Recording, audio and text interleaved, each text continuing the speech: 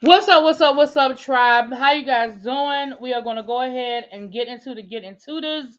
Um, we are here to finish up the documentary that I started a while ago. If I have to be honest, um, but I did owe you guys part two and part three. So I know that we ain't gonna get a lot of people in here because this isn't a regular tribe review, but it's all good. You know, y'all will catch it in the replay. It's a true crime. So let's get into this. So first of all, happy Martin Luther King Jr. Day. I hope you guys did something as a day of remembrance to the legacy that is Dr. Martin Luther King Jr. Hey, Lady of Virtue, I see you, my love. I also don't think the notifications have gone out because I mean I should have more than five people in here, but it's all good. Y'all know how YouTube would do you sometime. Um, this is the current count. We're at 467. That is how far away I am from my 10,000 subscribers. You know, we didn't make it by the end of the year. It looks like we're not gonna make it by the end of January, but you never know. All it takes is one video to hit the right people at the right time, child. You never know. But it's all good because we're gonna keep it moving anyway.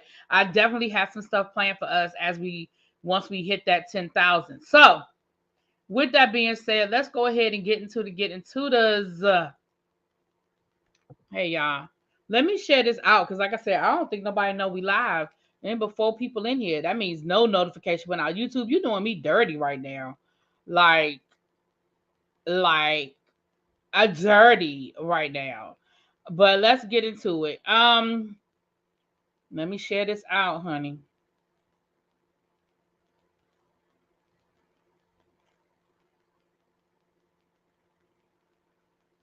Okay. Also I'm going to put in the video, I'm going to put the link for part 1 and part 2.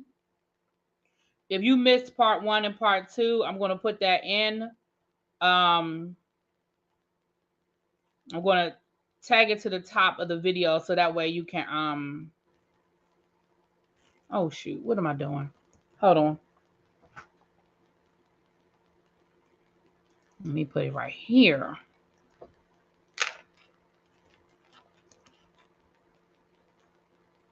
Part 1 and part 2 right here. And then that way you guys can catch up with what we're doing. Let me pin it. And then we're going to go ahead and get started because I do not, in all reality, child, it wasn't really a whole lot going on in the celebrity world today. I guess everybody was on their good behavior for Martin Luther King. I didn't really see a whole lot going on. So I said, you know what? I owe my people part 3 and part 4 of this documentary we talked about a few months back. So I said, let me go ahead and finish it up. I had started watching it, but I hadn't finished it. So I said, let me finish it up. To refresh your memory, Lady of Virtue, did you get my email with my info?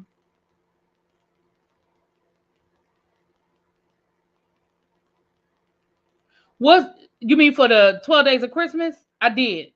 I all everything should be ordered by this weekend. There was some hiccups along the way, but everything, some stuff was ordered, some stuff wasn't, some stuff I thought was ordered anyway. It's a lot of stuff.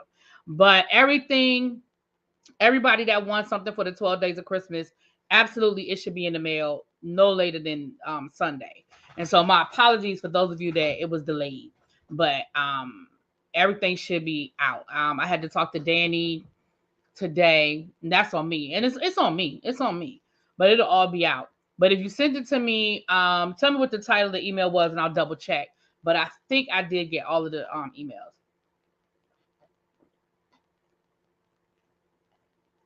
Okay. So let me refresh everybody's memory. If you guys are coming in late, you don't know what I'm talking about. No, it's cool, Lady of Virtue, and thank you because again, it's not y'all. And once everything is in the mail, I'll let everybody know. And when I do my next members video, I'll address it. Um, but it just I'll address it in my next members video. But everything should be out. And if you don't get it by the end of next week, let me know because everything should be mailed out just no later than this weekend. And like I said, the delays were on me. It was definitely on me. I'll pick a better system of how I'm gonna do this next year. The way I did it this year didn't work. But I'm gonna do it a different way next year. And again, I apologize for all of the winners for anything that's delayed, but you're gonna get it. It really be you, child. You're gonna get it. You're gonna get it. Okay. So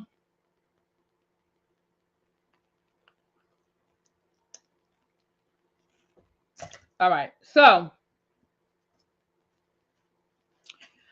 for those of you who weren't here the first time we did it, like I said, the link is pinned at the top. So this was called Keeper of the Ashes. It was a documentary that you could find on Hulu. Haven't watched this, but here to give you a quick interview. I'll be in the bushes. Thank you. And thank you so much, you guys. And I want to thank everybody who's been doing their best to try to help me get my engagement up and get into the algorithm. A couple of you have sent me emails with suggestions, and we had a really good conversation on my community wall. I mean, in my members only. And so we're going to definitely get into different things. And I appreciate everybody. So, but below, so this was a tragedy that took place in 1978. Oh, let me look at my notes. In Oklahoma City at a Girl Scout camp. So if you guys remember the first part, we talked about, and this video probably ain't gonna get monetized anyway, because I know YouTube don't like certain words, and I got to use those words a lot, and it's all good because again, I like true crime and I like talking about stuff, so it's gonna be what it's gonna be. 3 Girl Scouts were they were tragically unalived at Girl Scout camp. They had really only been there one day. They had literally just gotten there. And this took place in Oklahoma, out not too far. Thank you, Lady of Virtue. Not too far from Oklahoma City. It's like I'm not sure how long the drive is, but maybe an hour-ish outside of Oklahoma City. So part 1 and part 2 really went through all of the details of what happened. The 3 young ladies, it kind of gave you a profile of who the girls were, how old they were, you know. It was all of them. I think all 3 of them, it was their first time at Girl Scout camp. One little girl didn't even want to go. Her mother kind of made her go because she was a little shy. Her mother thought that would help her, you know, make friends and stuff like that. And unfortunately, those are kinds of things that as a parent you live with the guilt. Okay, Lady of Virtue, day 11. Day 11. Okay, Google. Day 11 was. You were. I look at my list, but I think you were either the Tumblr or Danny's book, maybe. I don't know, but I'll look at my list. And it's Milani. It's Milani lip gloss is what I have on today. Number 41 is called Fabulous, but it is a matte finish, and y'all know I don't like matte, so I do have gloss over top of it. I just clear gloss over top of it. The Tumblr. Okay, yeah. Your Tumblr, yeah, your Tumblr is good. I remember this was a document. It was on Hulu. It came on 2020 first. It came on ABC regular TV 2020, and then it was on Hulu. A lot of the 2020s end up on Hulu. ABC shows stream on Hulu. So if you're ever looking for an ABC show, it streams on Hulu. So if you're looking for like Grey's Anatomy and stuff like that, it streams on Hulu. Fox shows stream on Hulu too. Like Reno, not sure like 911 and like all of their shows they stream on Hulu as well. Of course, y'all know the NBC shows, y'all know stream on Peacock now. I think they used to stream on Netflix, but there you can find most of the NBC shows on Peacock now. And of course, CBS has their own platform, which is Paramount Plus. So that's you. If you ever thinking about, well, I don't know where to find this show, I don't know where to find this show. That's a general thing of where you can find these shows. Child, let me get to this because people be telling me in my comments it take me too long to get to the content, child. So let me go on to get to the content, child. Okay. So that's just a refresher course. Now, they had a suspect almost from the very beginning, a man by the name of Jean Leroy Hart or Jean Leroy Hart.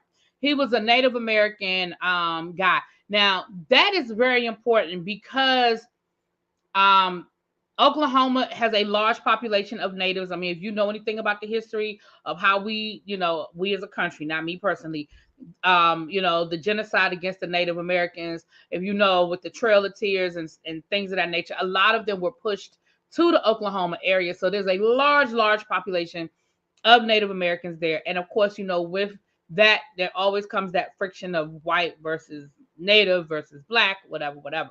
Now, let me give y'all a little background on Mr. Leroy before I get into, because part 3 dealt with his trial, and then part 4 dealt with what happened. In part 4 was they decided that they were going to through the, not the Innocence Project, but the Center for Exploited Children, they wanted to revisit a lot of the evidence. I'll get to that because I don't want to talk too much.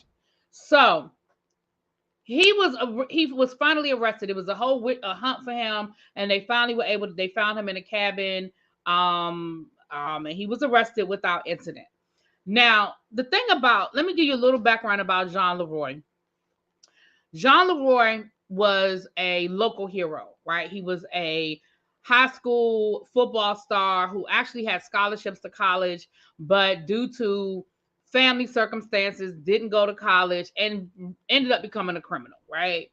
Petty theft. And then he was actually convicted of the R word, on a woman. That's important, obviously, to this case. Now, he was convicted, he was tried, and he was convicted. Now, I think he pled guilty, or at some point he admitted to the crime. Part of the crime was that one of the young ladies was actually tied to a tree. This is important. Tied to a tree and assaulted and then left there. They think that he thought he had, unalived her, but she lived to tell her story. Now, he was convicted, like I said, and he was actually in jail. But he escaped out of the jail not once, but twice, child. Not once, but twice.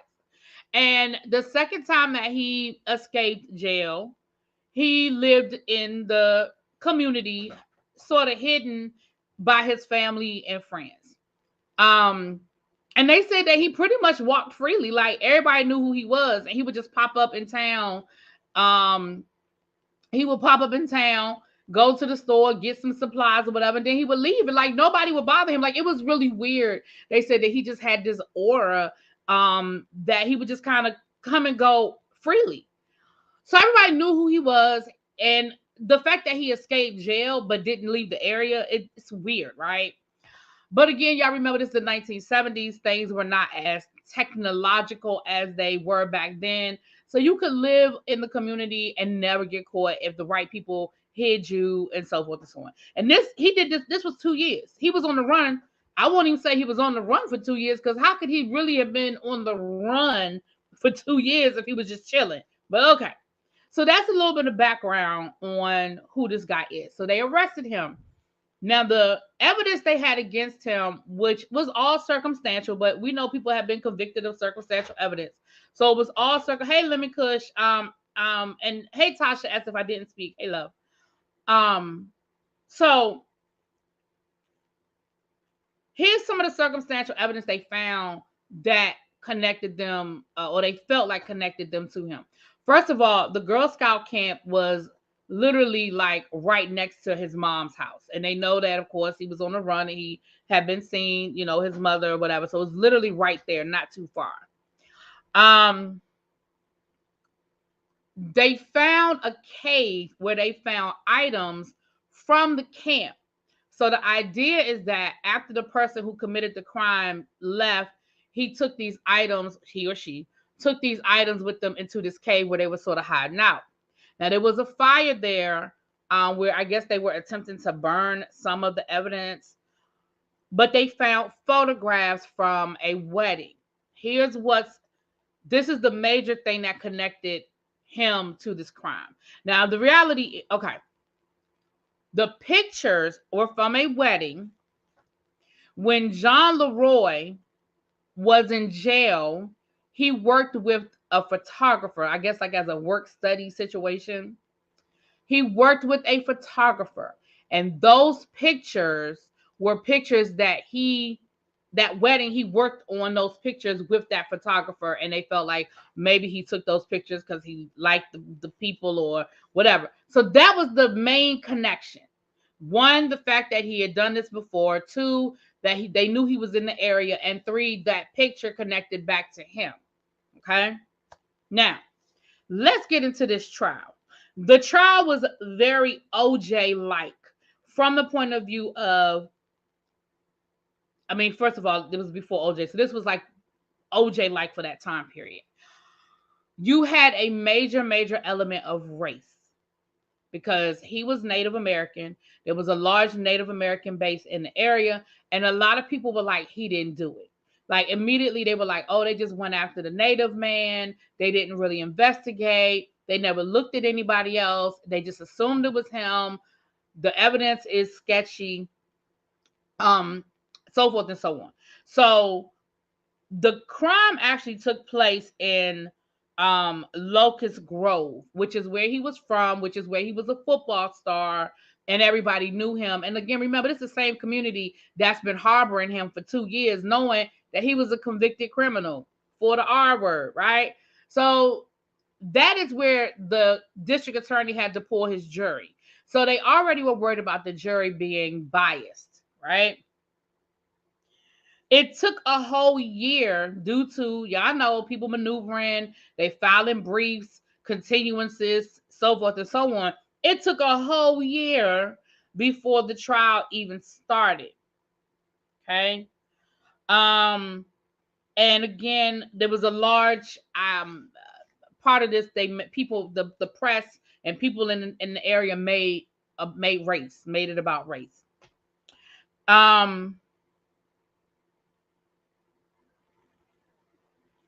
Okay. Okay. I'm reading through my notes.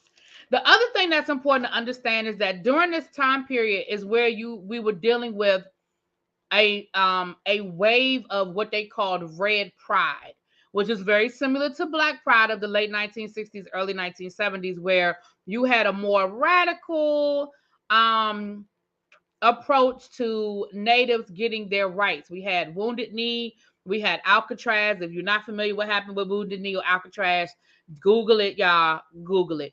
But essentially, we had an occupation at Wounded Knee, which did not end well for the natives. The U.S. government did what they do. Same thing at Alcatraz. You had a group of natives that sort of took over the island of Alcatraz, demanding their rights, demanding their reparations, which we definitely as a country owe them. And they called it red pride. So that was going on at the same time. So you also had a oversensitivity to doing right by the native people, right? So it was all of this was going on. All of this was going on. He hired a man by the name of Gary Piglin, who was also Native American. He was not a very experienced attorney. And he brought on a man by the name of Karen Isaacs, and they did it pro bono. Both of them represented Hart pro bono. The preliminary hearing started in 1978, and jury selection started in 1979, 19 months after the crime took place. So then this took place in 1977-ish, I guess. I'm not doing the math. Y'all can do it because again, part one has all of that. The district attorney at the time was a man by the name of Sid Weiss. Sid Weiss, the family had no confidence in him, and pretty much the people had no confidence that he could successfully prosecute this case. And let me tell you why. The first thing is Sid Weiss was not a criminal attorney. He was a tax attorney, a family law attorney who ran for district attorney only because the person who was in that space retired. Remember, this was a small town outside of Oklahoma in the 1970s. He didn't really want the job because he was trying to be the next Thurgood Marshall. He was like, oh, nobody else gonna be DA? All right, I'll do it. Okay, sure, I'll run. Hey KMB, how you doing? So, but here's the problem with Mr. Weiss. One, he had signed on for a book deal before the trial even got started good. And when he was asked under oath, was he sharing any information from the trial? Was he, like, they asked him specific questions about evidence, and was he giving evidence and sharing evidence? He said no. And so the defense attorneys were able to prove that he lied under oath about his intentions and what he was doing as it related to this case and evidence and stuff like that. And so as a result, child, they got rid of him and they brought in a man by the name of Buddy Fowles. I can't read my own hand right, child. Now, they felt like, now he had a pretty good record. He had like 44 convictions or something under his belt. So they were a lot more confident in him. And, you know, Mr. Wise just kind of flew off into the sunset somewhere, child. Here's the evidence. Now, the first thing they have is they have some glasses that the camp counselor said were stolen from the campsite. But the problem is the glasses were seen at the tree where one of the young ladies was actually tied to the tree, or taped. She was duct taped to the tree. The glasses were found there, and then mysteriously, those same glasses were found in this cave where they found the pictures. So from the beginning, the defense attorneys were like, we calling foul. Y'all are playing with the evidence. You manufacturing evidence. You moving evidence against my client. That's number one. Number two, the newspaper, they also found a flashlight at the scene that had duct tape over it with just a little hole, right? So that it wouldn't be this big flashlight, but it would just be a little hole where the person who was walking through the woods could still see their way through the woods, but not alert anybody, right? Well, the newspaper had reported that there was a fingerprint on there, and that they could connect that fingerprint back to Hart. Come to find out, that was a lie. There was not a usable fingerprint on that flashlight. It was a smudge, but they weren't able to identify Hart or anybody else. Like nobody. That sounds familiar, right? It sounds like the Tory Lanez trial. So there was a smudged fingerprint, but he could not be included or excluded based on that. So that was another problem that they said, okay, there's something going on with here. Now the pictures, a little bit more of a problem, but the defense attorney said that there was they tried to deflect, and they said that there was another prisoner who didn't like him, who may have planted those pictures, who also worked with the photographer, who may have planted those pictures. Now that's a bit far-fetched, but y'all know that's what the defense's job is to do, is to give you an alternative, a feasible alternative story. Well, sometimes it ain't even feasible, but an alternative story, right? That's their job.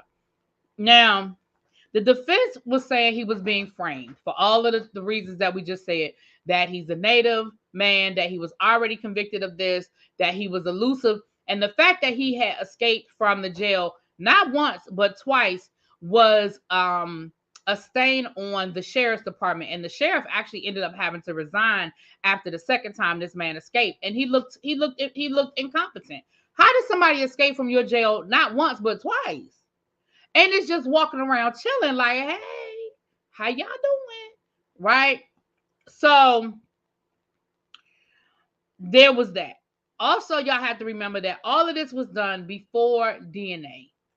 So they had DNA, they had semen, but there was nothing they could do with it in 1978 because the technology didn't exist at the time. Okay. During the trial, the attorneys did schedule an interview, the defense attorneys, where Gene could do interviews. Now, of course, it was very vetted. The questions were pre-planned, and they were very softball questions, right? They were very softball questions like, what do you think about Watergate? How do you think are you being treated well at the jail? Why do you think they arrested you? Like, it was nothing deep, nothing about his prior convictions, nothing. And the defense attorney said, listen, this was a way to sort of humanize him because, of course, the press had turned him into this big bad wolf and this horrible person. And so we just wanted it to be like, like like a living room conversation kind of thing. And it actually worked. It actually worked. Of course, it angered the parents. It angered the people who thought he was guilty, but it did work to sort of sway the people who didn't know him or didn't think he was innocent. Now, that doesn't mean people didn't think that all of a sudden went from, oh, he's guilty to he's innocent, but it did sort of soften and humanize him. There was another suspect by the name of Bill Stevens that a witness said they saw scratches on his arms and on his boots. Now, by the time this all came out, Bill Stevens was in another jail for another situation. And they did vet it and come to find out that the woman who said she saw it was connected to Bill Stevens. You know what I'm saying? And they thought if Bill Stevens was connected to the crime, he would be moved to a jail closer and maybe even they thought they maybe could manipulate the system. They vetted it and found that there was no validity to the story, according to them. Okay. Just like Ted Bundy, child. Just like Ted Bundy, honey. So when the trial was concluded, the jury took 5 hours. So y'all know that that's not usually a good sign. When the jury takes 5 hours, either they were 100% convinced that this person was guilty, or they were 100% convinced that this person was innocent. In the case of John Hart, the jury came back and found him innocent for all 3 deaths. So the parents, of course, throughout this, they interviewed 2 out of 3 parents were very active in this documentary. The third one, I think we only saw her a few times in the first part, in which I can understand her not necessarily participating or wanting to participate. I'm sure this is a hard conversation to have. The parents spoke of, the guilt and, the mother of Denise, who was the black girl, was 2 white girls and a black girl. The mother of Denise, who's she was the black woman, she talked about how she didn't have anybody to talk to, because she said it was almost as if her family wanted to erase her, not in a mean way, but because they didn't know how to deal with their grief. And, you got to, again, 1970s black folk, black folk don't want to get help now, much less back then. And she said that she really needed somebody to talk to, and she just didn't have anybody. The other mom who participated said, listen, I had a lot of guilt. I told you that's the one who was like, go to camp, meet some friends. And she said, I just dealt with a lot of guilt. I dealt with whether I was a good mom or not. And in the midst of them, all of these parents had other kids they had to raise in the midst of their grief, in the midst of the trial and the fanfare. And this was a national story and, the sensationalism of it. So they definitely talked to the parents throughout this. They showed clips of the parents throughout this whole documentary.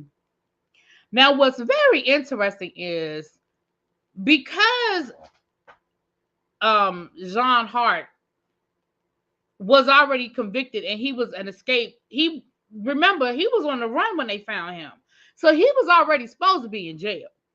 So as a result, even though he was found not guilty, he still had to go back and do the time that he was supposed to do. He already had like a gazillion years of jail in front of him. He was escaped and all of that. So he was back in jail, even though, because that could have possibly gotten him the death penalty. So he escaped the death penalty, but he still was in jail. 3 months after the verdict, y'all, why did he drop dead in the prison yard after he had just got finished exercising? Just dropped dead. The man was only in his 40s. I think he was 44. Now, there was an autopsy because, all sorts of conspiracy theories happened. He was, beaten up. He was beat to death in the yard by the other prisoners. He was poisoned. All the conspiracy theories. But there was an autopsy done, and come to find out, he literally just had a cardiac arrest. They said 90% of his heart had blockage, or his right valve or something like that had blockage. So he legit, according to the autopsy, but we've seen this. I'm not gonna go down that conspiracy theory, but just give me y'all the facts.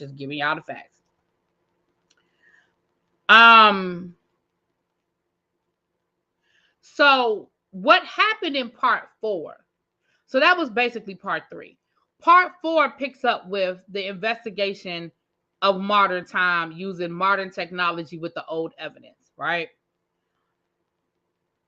We got a little, so the current sheriff, his name is Mike Reed. He re-examined the evidence, and he also linked up with the crime lab here right outside of Virginia where they could send it.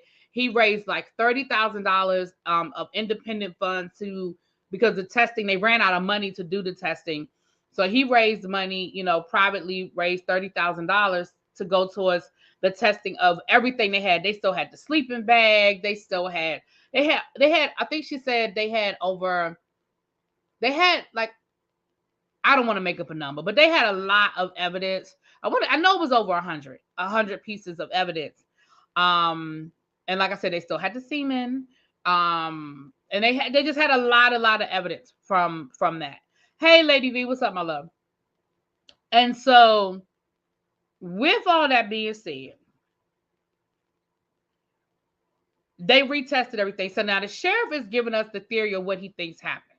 He feels like the crime was premeditated. He feels like whoever committed this crime was probably watching the camp, watching the girls, because it was girls all over that place. And they ended up finding more stolen items. So they found a mirror, they found items from one of the counselor's purse from another part of the camp. They found the glasses. So they feel like whoever did this, it was premeditated. It was raining the night of the crime.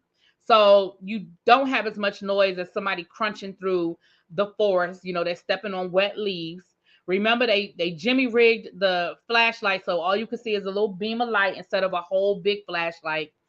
And he says that he feels like the crime was premeditated and that whoever committed the crime specifically went to that tent looking for a specific person. Not saying he knew the person, but just he might have been watching, and that particular young lady tickled his fancy, and he was like, "That's who I want." I know this is. I'm not being. I don't want y'all to feel like I'm being flippant because we're talking about little girls being violated, but I'm telling you the story, right? So he feels like the person was watching what was going on as the girls, because they had just got to camp that day. Remember, they literally had just arrived. That was their first night at camp. They sang camp songs. They ate dinner. They had like a fire, a campfire, and then they were going to bed. They wrote letters to their parents, and then they were going to bed. So whoever this was saw them that day unpacking and going whatever. The reason why he felt like whoever that it was targeted is because, and now I'm getting ready to get a little graphic. So if this is going to bother your spirit, go ahead and click off. My feelings won't be hurt. But I'm getting ready to get a little graphic about how the crime went down. Okay. I'll give you guys a few seconds if you want to click off. I don't want to offend nobody.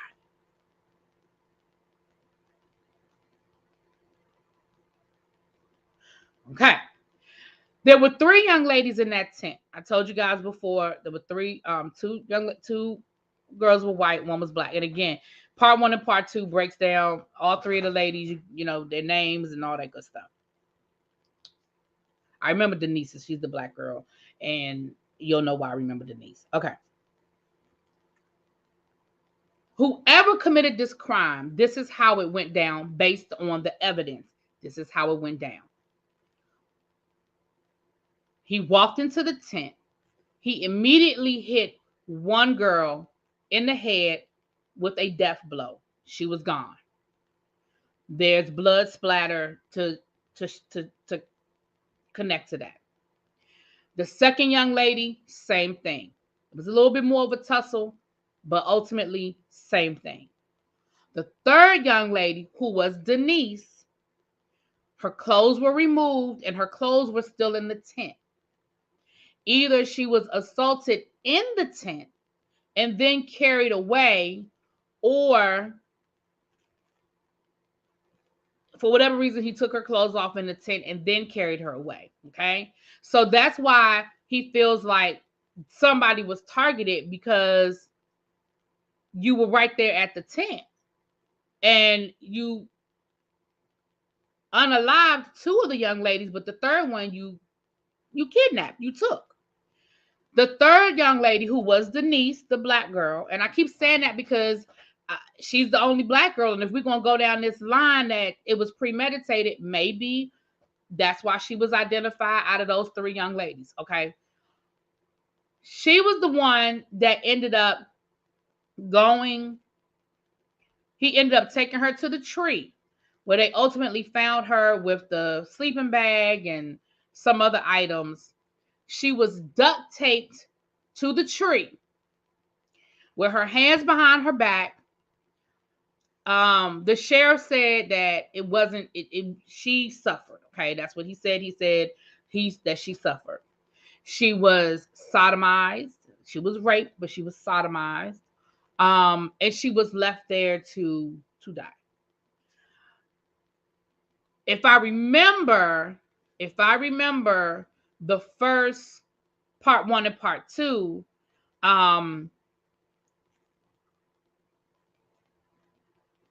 I think she may have been alive for a while and then eventually died. It wasn't sudden. If I remember correctly, it wasn't sudden. And of course, the mother said, they tried to keep those details from me, but you can't, especially once the trial started. You can't, like that stuff comes out. It comes out. So with that being said, once he broke it down like that, because at first I was like, how you gonna say it's premeditated? How can you say that? But once he broke it down like that, I said, okay, I can see where he's coming from with that. Like I can see where the premeditation is coming from, right? Because he clearly picked one out of those three girls. Now, when he made that decision, I don't know. When he decided which girl he was gonna pick, I don't know. But he clearly made that decision. So now, with all of that being said, let me make sure I got all of that before I move on to the evidence. Okay. So with the new DNA testing, and I'm not going to bore y'all with, because part 4, if you're not really into all of the, this lab and that lab and this type of DNA testing, but it was a specialized DNA testing, if you ain't into all of that, then part 4 is going to probably bore you a little bit, because that's where they get real technical about what they tested, how they tested it, how many times they tested, what was excluded, what wasn't excluded, what they knew, what they didn't know. But I'm going to just go ahead and I'm going to tell y'all, if you don't want to know the result, I'm going to give you a couple of seconds to click off. Once again, if you don't want to know the results, I'm going to give you a couple of seconds to click off. If you're going to go watch it and you don't want me to ruin it for you, go on.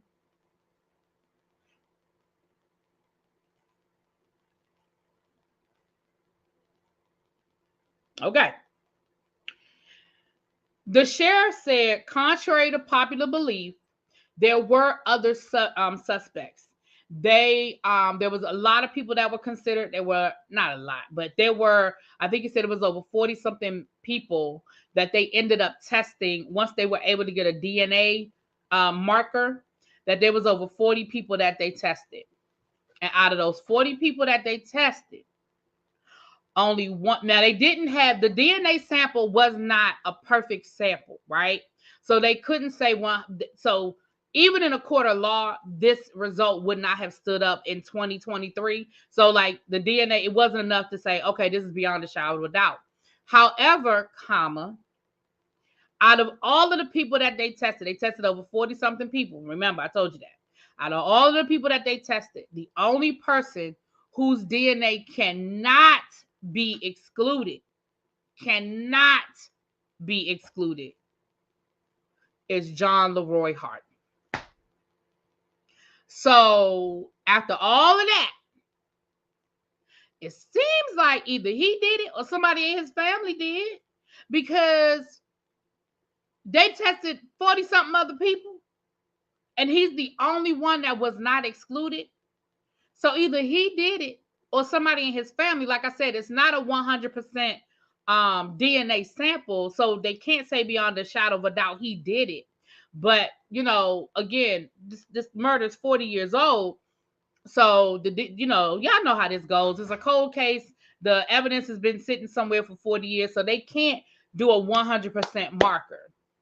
Um, and I'm gonna be honest, for me, and I'm not a parent, so as a parent, I know that it doesn't give you closure. But for me, it gives me closure, but it's sort of bittersweet because I felt like, wow, these people were riding for this man. You know what I mean? The whole town stood behind him. They found him not guilty. He swore up and down he wasn't innocent. His attorney swore up and down. I mean, that he wasn't guilty. His attorney swore up and down he wasn't guilty. And I said, well, I mean, even though he did it before, even though the MOs are very similar with the tree being tied to the tree, I said, I was like, maybe, but it seems like he did it, y'all. And I hate for the parents because yes, he died in jail, but he ain't he wasn't convicted of killing your babies. He wasn't convicted of the crime that he committed against your children. And it sort of and you still didn't even get that. I don't want to use the word closure, but you still didn't even get that confirmation until 2021, 22. So it's sad. And the reality is he probably would have still been in jail. Even if he was still alive, he probably would still be. That man, he he had like one of them, you might as well go like life sentences. Like he would have been in jail forever. I mean, granted, anything could happen, a technicality, his whatever, but yeah. So I'm sorry it took me so long to bring y'all the conclusion to that, but you can find it on Hulu. It's called Keeper of the Ashes, the Oklahoma Girl Scout. They use the murders, I think it was. It's hosted by Kristen Chenoweth. If y'all don't know who that is, she's an actress. Y'all seen her.